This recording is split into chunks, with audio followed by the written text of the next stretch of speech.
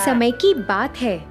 विनायक नगर नामक गांव में 65 साल की एक औरत लीलावती रहती थी। वह अपने 2 बेटों और उनके परिवारों के साथ रहती थी। वह एक ही घर में रहते थे। लीलावती को स्वादिष्ट खाने खाने का बहुत शौक था।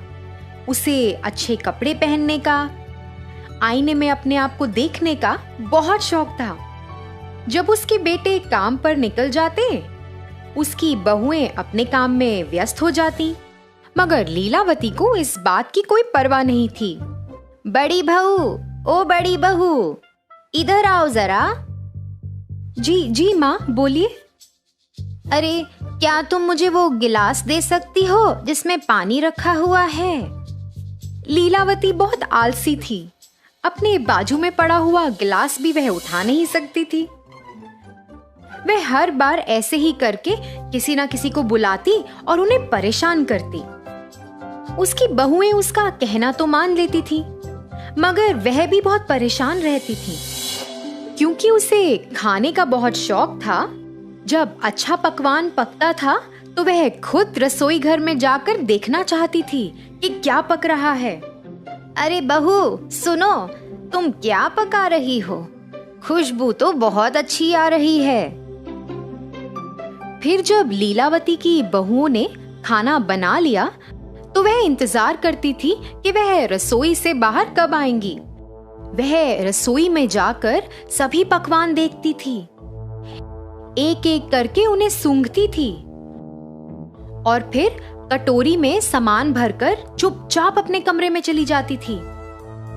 भोजन के समय बहुएं पहले सबको खाना परोसती थी, मगर जब उनकी बारी आती तो खाना कम पड़ जाता था। उन्हें पता ही नहीं था कि खाना कम कैसे पड़ जाता है।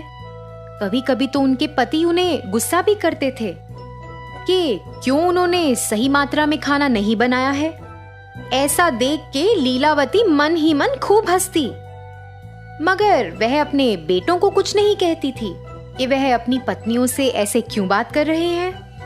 फिर एक दिन लीलावती के बेटे बाजार से कुछ मिठाइयां लेकर आए और वो मिठाइयां उन्होंने अपने बच्चों के लिए रख दी।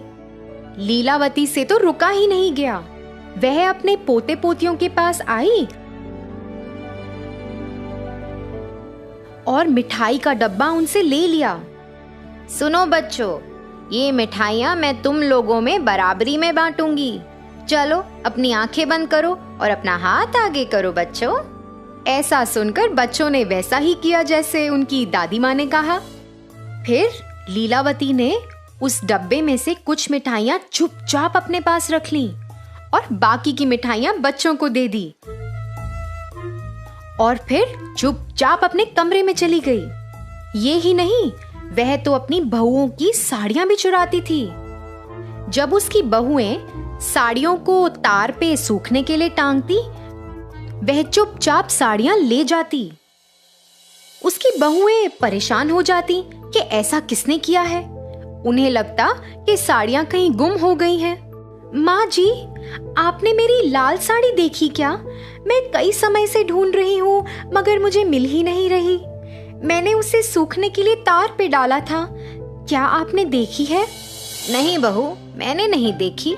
मुझे लगता है वो पड़ोस की राधा ने ऐसा कुछ किया है। कल मैंने वो साड़ी उसके पास देखी थी। हाँ माँ जी, मेरी साड़ी भी गुम चुकी है। मुझे लगता है ये राधा का ही काम है। तुम दोनों को उसके पास जाकर बात करनी चाहिए। ऐसा बोलकर उसने अपनी बहुओं को बहकाया। जैसा उनकी सास ने कहा, वह दोनों अपनी पड़ोसी राधा के पास गईं और लड़ने लगीं। राधा की तो कोई गलती ही नहीं थी और उन्हें लड़ता देख लीलावती दूर से हंसने लगी। इनको तो पता ही नहीं चलेगा कि ये मैंने किया है। देखो कैसे लड़ झगड़ रही हैं। लीलावती ऐसे ही अपने परिवार में सबको तंग करती।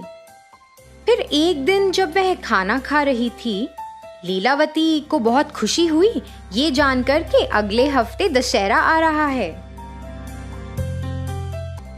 और वह चाहती थी कि सब लोग नए कपड़े खरीदें। जी माँ, हमें कपड़े खरीदने चाहिए। और हाँ, अभी सासू माँ भी आ रही हैं, तो क्या आप उनके लिए भी कपड़े खरीद लेंगी? वह दशहरा मनाने आ रही हैं। यह सुनकर लीलावती नाराज हो गई। उसे जलन मच रही थी कि वह क्यों आ रही है। आने दो उसे, मुझे पता है यहाँ से उसको कैसे भगाना है। अगले दिन लीलावती अपने कमरे से बाहर आई और उसने अपने बेटों और बहुओं को किसी का इंतजार करते हुए देखा। वह सब वरांडे में खड़े थे। हे भगवान, देखो कैसे ये लोग उसका इंतजार कर रहे हैं। क्या इन्होंने मेरा इंतजार ऐसे किया है कभी? हे भगवान।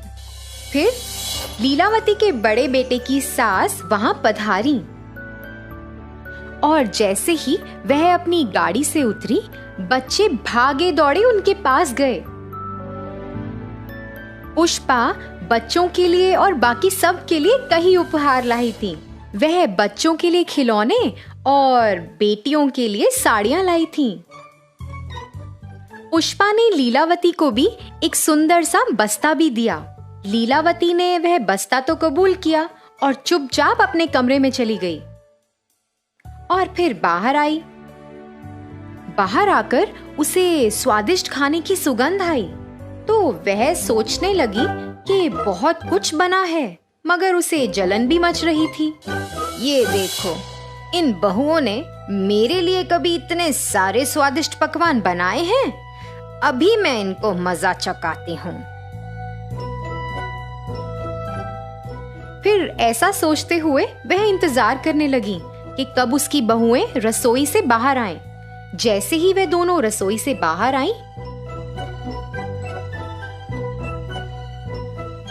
चुपचाप लीलावती रसोई घर में चली गई और पकवान में उसने खूब सारी मिर्च डाल दी। फिर जैसे ही सबने खाना शुरू किया, सब लोगों से खाया ही नहीं गया। सबको खूब मिर्च लग रही थी। सब तो पानी के लिए तड़पने लगे, मगर लीलावती ने तो खाने को छुआ तक नहीं था। मगर उसे ऐसा लगा कि सबको शक हो जाएगा कि उसने कुछ गड़बड़ की है, तो वो भी नाटक करने लगी कि उसे भी खूब मिर्ची लगी और पानी के लिए तरसने लगी। मगर पुष्पा को शक हुआ। पुष्पा ने लीलावती को कुछ ना खाते हुए देख लिया था। उसे ऐसा लगा कि कुछ तो गड़बड़ है। पुष्पा ने लीलावती पर नजर रखनी शुरू कर दी। फिर ऐसे ही कुछ दिन बीत गए। पुष्पा ने ऐसा देखा कि लीलावती बच्चों से मिठाइयां चुराती है और अपनी बहुओं की साड़ियां चुरा कर उस बस्ते में रखती है। उसने यह भी देखा कि वह चुपचाप रसोई में जाके सब्जियां कटोरी में भरकर चुपचाप अपने कमरे में आ जाती है। इन 10 दिनों में पुष्पा को लीलावती के बारे में बहुत कुछ पता चला। फिर एक दिन जब सब लोग घर पर थे, पुष्पा ने सोचा कि ये सही वक्त है कि उसे सबको बताना चाहिए कि इस घर में क्या चल रहा है। लीलावती, सुनिए, क्या आप वो बस्ता ला सकती हैं जो मैंने आपको दिया था? मैं आपको वापस लौटा दूंगी। फिर ऐसा कहकर पुष्पा झट लीलावती के कमरे में गई। लीलावती तो पुष्पा से पहले जाने की कोशिश कर रही थी, मगर असफल रही। पुष्पा ने वो बस्ता खोला और सब लोग उसके अंदर देखकर हैरान रह गए। उसमें कई प्रकार की मिठाइयाँ, बहुओं की साड़ियाँ, आईना और पैसे थे। वह ये सब अपने परिवार वालों से चुराती थी। लीलावती, तुम्हारे बेटे, तुम्हारे बहुएं और तुम्हारे पोता और पोती, ये तुम्हारा परिवार है। ये किसी और के नहीं है। ये तुम्हारा परिवार है लीलावती। तुम्हें क्या लगता है कि ये सही कार्य है जो तुम इतने दिनों से कर रही हो? माँ, आप ऐसा क्यों कर रही थी? इसी कारण से बच्चे हमेशा आपसे परेशान रहते थे।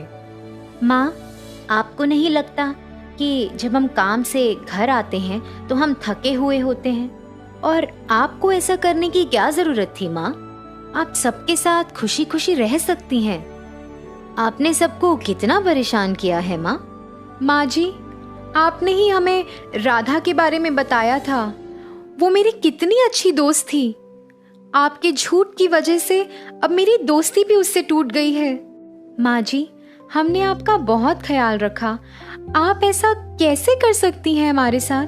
लीलावती को अपने से कम उम्र के लोगों को ऐसा कहते हुए बहुत बुरा लगा। ज्यादा बुरा इसलिए लगा कि वह उसके खुद के परिवार वाले थे। उसे एहसास हुआ कि वह कितना गलत कर रही थी और उसने सबसे माफी भी मांगी। उस दिन से लीलावती अपने बच्चों का अच्छे से ख्याल रखती थी। वह अपनी बहुओं का भी खूब ख्याल रखती थी। वह अपनी बहुओं की काम करने में मदद भी करती थी।